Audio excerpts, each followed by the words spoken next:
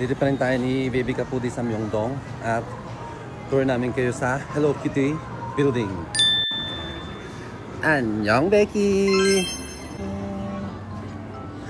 Ayan. Ito ang Hello Kitty Apple Cafe.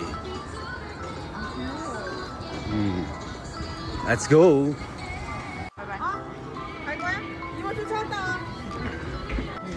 So dito lang kami magkakape ni Baby Kapudi. Pero before that, tour muna natin taas. Ayan, kailangan pala ng reservation dito sa cafe. So magagawa tayo ng reservation. Number lang. May number na tayo. Okay na. Pasok na tayo. Tapos sa gift shop, wala naman daw no need na mag-reservation. Kaya diretso akyat. So sa second floor, cafe pa rin pala dito sa second floor. Ayan. Third floor, gift shop.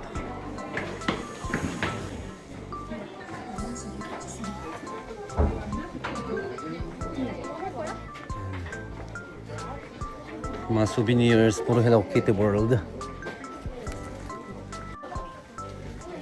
Ayan. Para sa mga Hello Kitty lover. Ayan, nandito si Hello Kitty na malaking malaki. Wow!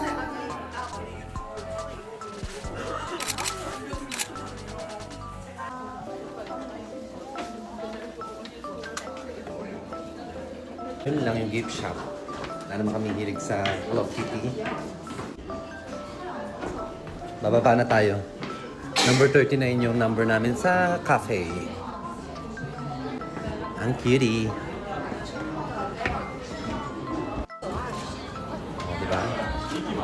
Cutie. 한 시간요? 네, 바로 어떻게 취소해도 돼요?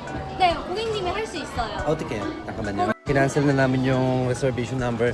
1 hour mag-aantay, Becky. Kaya naman, uwi namin ni Baby Kapudi. Magugong siya na lang kami. Annyeong. Bye-bye, Hello Kitty. Love, love. So, ano ang plan natin, Baby Kapudi? Good luck. Vlog. Kain na sa Kain na kami. Punta na kami sa Itaewon. Kakain kami sa Jollibee ng Itaewon. Woo!